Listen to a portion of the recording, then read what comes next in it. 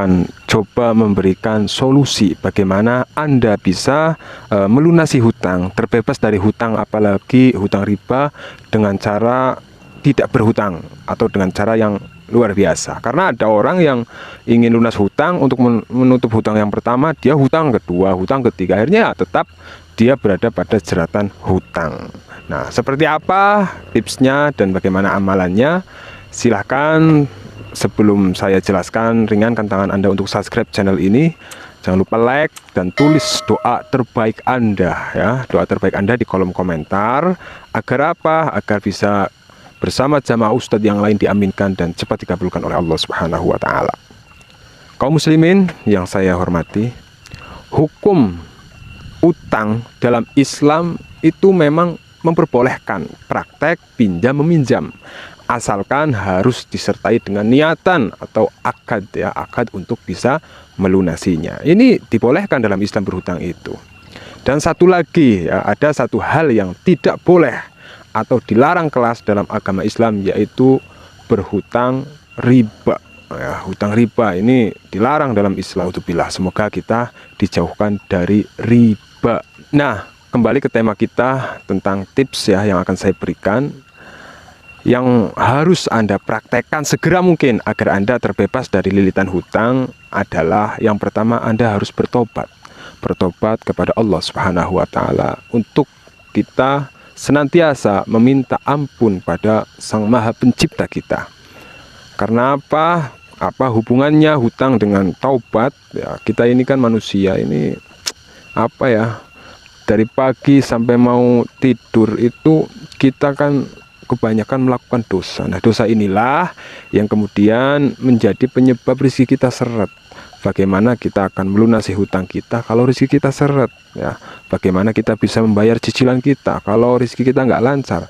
Maka salah satu tips agar rezeki kita lancar, sehingga ketika rezeki kita lancar kemudian kita bisa membayar hutang kita, adalah bertobat dengan membaca istighfar minimal sehari 1000 kali. Astagfirullah, astagfirullah, astagfirullah. Nah, itu silahkan.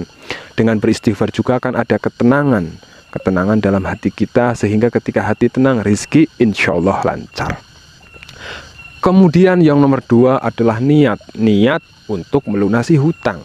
Nah, bukan hanya terucap saya ingin misalnya melunasi hutang, saya pengen lunas hutang, tanpa ada usaha untuk mewujudkannya. Ingat, jangan Anda pernah melakukan gali lubang tutup lubang, cari hutang ke sana ke sini untuk melunasi hutang sebelumnya. Kalau gitu Anda lakukan, gak akan beres selamanya. Nah, pokoknya Anda niat untuk melunasi hutang, dibuktikan dengan cara Anda benar-benar bersungguh-sungguh dalam bekerja, benar-benar bersungguh dalam mengubah kehidupan Anda yang tadinya boros hemat, yang tadinya banyak pengeluaran yang tidak penting, stop Anda karena katanya niat. Nah, percuma Anda pengen lunas hutang, saya niat lunas hutang, tapi kehidupan Anda masih jor-joran, Anda tidak bisa mengontrol finansial Anda, itu sampai kapanpun Anda tidak akan lunas hutang.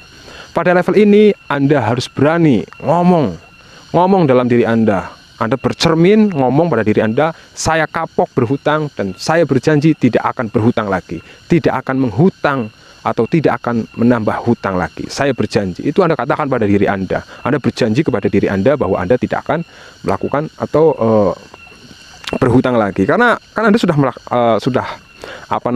merasakan gimana susahnya, gimana pusingnya, gimana nggak nyamannya ketika Anda punya hutang. Maka ketika hutang Anda ini sudah lunas, stop. Jangan pernah berhutang lagi. Apapun keinginan Anda, stop. Jangan berhutang lagi. Cukup Anda hidup apa adanya, jalani kehidupan Anda dengan sederhana. Yang kemudian, yang selanjutnya adalah Anda bisa melakukan jalur yang cepat ketika Anda ingin cepat lunas hutang, yaitu dengan Anda melakukan atau nekat menjual aset, ya. Ini aset. Banyak orang susah untuk melepaskan aset. Misalnya dia punya mobil, nggak mau dijual, dia lebih mau katanya pusing hutang menumpuk, asetnya banyak, punya mobil, punya motor, punya tanah, punya ini, nggak ada yang mau dijual.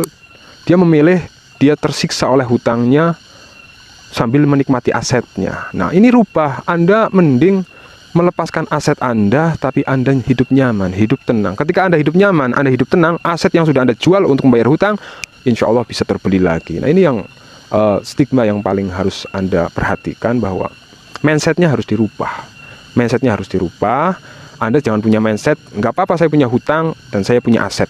Anda harus rubah menjadi, nggak apa-apa saya asetnya nggak ada, tapi saya bebas hutang, karena dengan bebas hutang hidup saya tenang.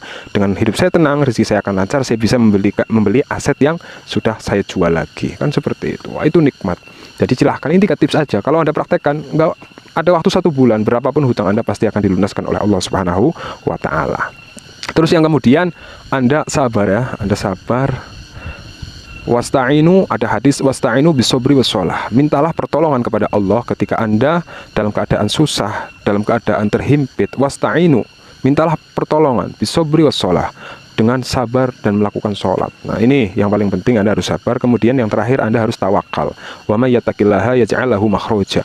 Barang siapa bertawakal kepada Allah, maka dia akan diberikan jalan keluar dari arah yang tidak disangka-sangka. Mungkin ini dulu tips dari Ustadz. Silahkan, gak usah banyak-banyak, tapi Anda praktekkan, insya Allah hutang Anda berapapun akan lunas. Assalamualaikum warahmatullahi wabarakatuh.